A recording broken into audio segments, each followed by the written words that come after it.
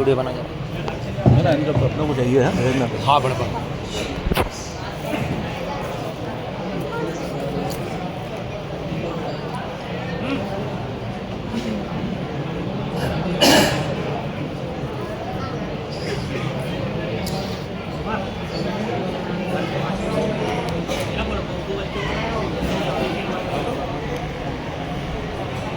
बिस्मिल्लाहि जलील शान अज़ीमिल बुरहान व शदीद एक तरफ हो जा बेटा, एक तरफ हो जा बेटा। माशाअल्लाह व कान अऊज़ु बिल्लाहि मिनश आवाज़ भी आएगी शैतान। ना मस्जिद में भेजना।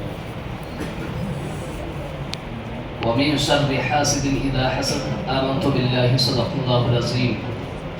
एक मरतबा दुरूद पाक पढ़ने अल्लाहुम्मा सल्लल्लाहु अलैहि वसल्लम नहनु इबादु मुहम्मदिन सल्लल्लाहु अलैहि वसल्लम सलातु व सलामुन अलैका या रसूलल्लाह सल्लल्लाहु तआला अलैहि वसल्लम। ज़रा आप अपनी माथे की निगाहों से देख रहे हैं वो अज़ीम उलमा इकराम आपकी निगाहों का मरकज़ बने हुए हैं। मौलाना दानिशुल कादरी खतीब व इमाम नूरानी मस्जिद इटारसी और हाफिज़ अयान साहब, हाफिज़ कमर साहब, ये सब इनकी मोहब्बतें हैं कि आप लोग भी यहाँ इतनी देर से बैठे हुए हैं और इतनी मेहनत करते हैं ये लोग कि आप लोग इनकी मेहनत का समरा अपनी आँखों की निगाहों से देख रहे हैं।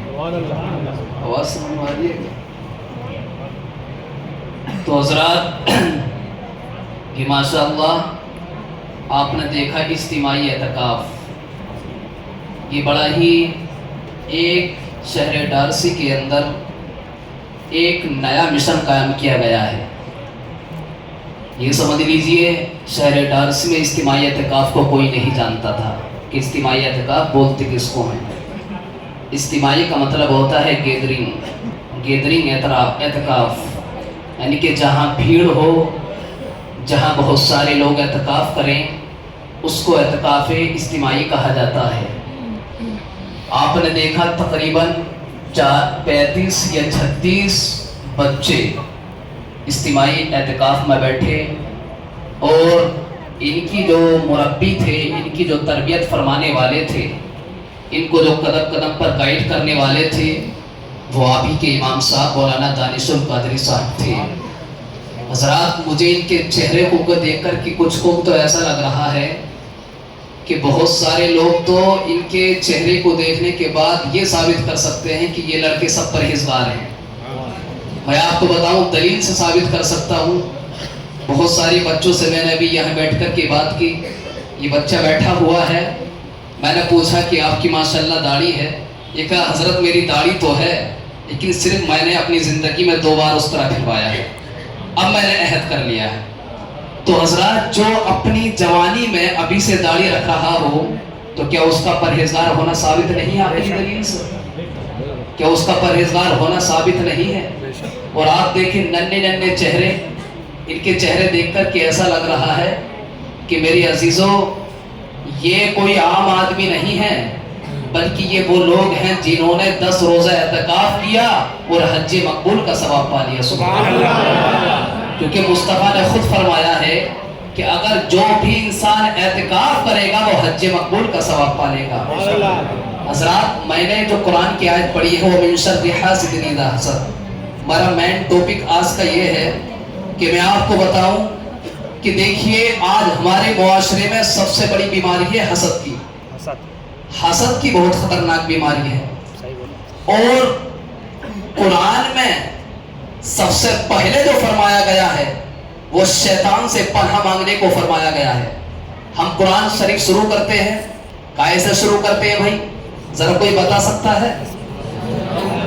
अरे यार आप लोग बहुत पीछे हैं। अऊज़ु बिल्लाहि मिनश शैतानिर रजीम, हम इससे कुरान पाक शुरू करते हैं।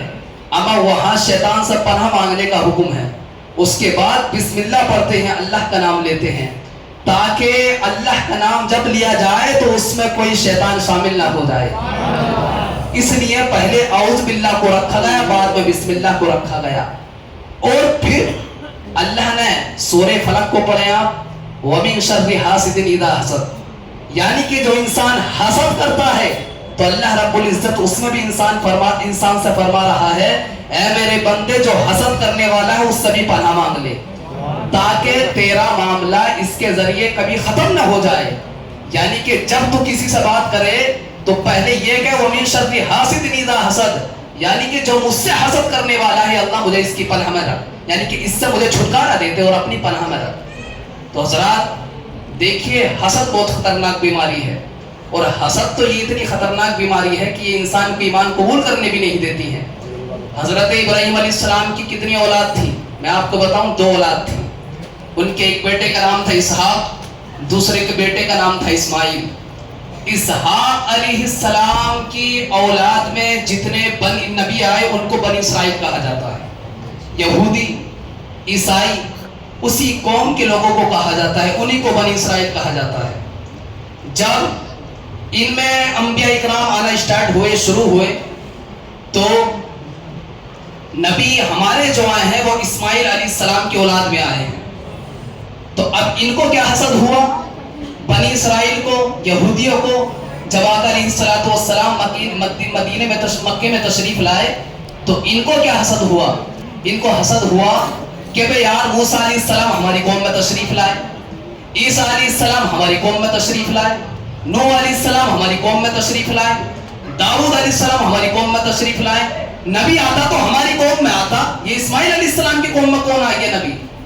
اب آپ دیکھیں ان کا حسد, دیکھیں ان حسد کی وجہ سے اللہ اکبر یہ یہودی مصطفیٰ پر ایمان بھی نہیں لا پائے.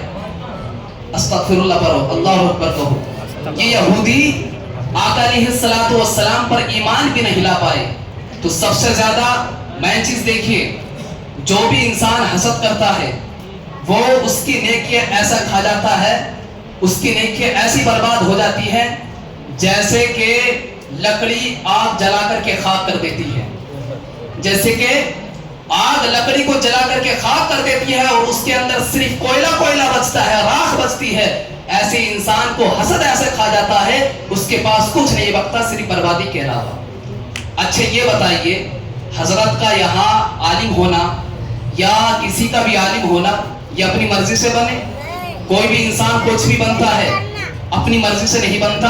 اما غوث اعظم تو یہ فرماتے ہیں کہ کوئی بھی انسان, کوئی بھی بندہ میرا نام جب تک نہیں لے سکتا جب تک میں بغداد سے اشارہ نہیں کرتا. اما جب تک بغداد سے غوث اعظم اشارہ نہیں کرتے, جب تک ان کا نام کوئی نہیں لے سکتا, تو کیا خدا پاک کا نام کوئی لے سکتا ہے؟ جس نے غوث اعظم کو بنایا ہے اس کی مرضی کے بغیر کوئی نام لے سکتا ہے؟ تو خدا کی مرضی کے بغیر کچھ نہیں ہو سکتا. ارے بچوں آپ بھی سن لو, آپ کی بہت نصیحت کی بات ہے, کیونکہ 3 دن بعد پہلے میرے پاس مولانا دانش نے فون کیا تھا کہ بھائی آ جائیے, آپ تراویح پڑھانے کے بعد شام میں آ جائیے, ان کو نصیحت کر دیجئے. دیکھیں نصیحت الگ ہوتی ہے, تقریر الگ ہوتی ہے, بیان الگ ہوتا ہے. اس میں بھی میں آپ کو ڈیفرنس کر دیتا ہوں. تقریر بولتے ہیں دلیل سے اپنی بات کو ثابت کرنا, اور بیان بولتے ہیں معافی ضمیر کو ادا کر دینا اور سمجھا اور سامنے والے بندے کے ذہن میں اتار دینا. اور نصیحت بولتے ہیں خیر خواہی کی بات کرنا, بھلائی کی بات کرنا, جو انسان غلط راستے میں سے ہے اس سے ہٹا کر کے اس کو سیدھا راستہ دکھا دینا. تو یہ قوم کے اندر سب سے زیادہ جو بیماری ہو چکی ہے وہ حسد کی بیماری ہو چکی ہے. تو میرے عزیزوں کہنے کا مطلب یہ ہے جو بھی انسان کچھ بھی بنتا ہے وہ مرضی مولا کے بغیر نہیں بنتا ہے. سب سے پہلے اس میں مرضی مولا شامل ہوتی ہے, تب جا کر کے کوئی انسان یا تو حافظ قرآن بنتا ہے, یا عالم دین بنتا ہے, یا مسجد کا امام بنتا ہے, یا مسجد کا خطیب بنتا ہے. سب سے پہلے انسان کے اندر مرضی مولا شامل ہوتی ہے, اس کے بعد اللہ رب العزت اس کو انتخاب فرماتا ہے. تو حضرات کہنے کا مطلب یہی ہے کہ آپ لوگ بالکل اگر کسی, کیونکہ یہ آج اس کو لیلۃ الجائزہ کہا گیا ہے, اس کو حدیث پاک میں اس چاند رات کو لیلۃ الجائزہ سے موسوم کیا گیا ہے, اور اس رات کے بارے میں فضیلت آپ نے حضرت سے بھی سنی ہوگی, اور حدیثوں میں تو یہ آتا ہے کہ جتنے پورے ماہ رمضان میں بخشے جاتے ہیں اللہ رب العزت اس رات میں ان تمام ماہ رمضان میں بخشے ہوئے کے برابر بخش دیتا ہے. یہ لیلۃ الجائزہ کی ایک یہ فضیلت ہے. تو اس میں جس نے بھی جس کے دل میں حسد ہو وہ اپنے آپ کو اس حسد سے پاک کرے, اور اللہ رب العزت کی بارگاہ میں توبہ کریں, استغفار کریں. انشاءاللہ العزیز کل کو عید ہے اور آپ لوگوں کے لیے میری طرف سے عید الفطر مبارک ہو. ہم سب لوگ مصافحہ اور معانقہ کریں اور جتنی بھی بیماریاں ہیں ہمارے اندر, یہ حسد کی, کینہ کی, تکبر کی, یہ سب چیز چھوڑیں. کیونکہ حضرات ہندوستان کے سب سے پہلے پردھان منتری پنڈت نہرو نے کہا تھا کہ اگر انسان چنگیز کا کردار نہ اپنا کر کے عمر کا کردار اپنائے گا تو وہ اس دنیا کے اندر, اس ہندوستان کے اندر فلاح و محمود کی راہ اختیار کرتا رہے گا. اور اگر چنگیز کا کردار اس نے اپنا لیا تو اس انسان کا قسطوں میں صفایا ہوگا. تو قسطوں میں صفایا ہونے کا وجہ صرف کیا ہے؟ وہ یہی ہے کہ ہم لوگ اگر اپنی آپ کو حسد سے بچا لیں اور تمام تر برائیوں سے بچا لیں اور خدا کی راہ میں لگائیں تو انشاءاللہ العزیز ہماری دنیا بھی سنور جائے گی اور آخرت بھی سنور جائے گی. وآخر دعوانا الحمدللہ رب العالمین. یہ نصیحت کے 2 فکر کلمات تھے. آپ لوگوں سے زیادہ مجھے عمل کرنے کے اللہ رب العزت توفیق عطا فرمائے. استغفر اللہ ربی من کل ذنب واتوب الیہ. وآخر دعوانا الحمدللہ رب العالمین. السلام علیکم ورحمۃ اللہ وبرکاتہ. اب آپ کی مسجد کے امام صاحب صرف 4 یا 3 منٹ کے لیے نصیحت بھرے انداز سے آپ کی انشاءاللہ مربی ہیں اور آپ کی تربیت فرمائیں گے اور پورے مہینے آپ کی تربیت فرمائیں.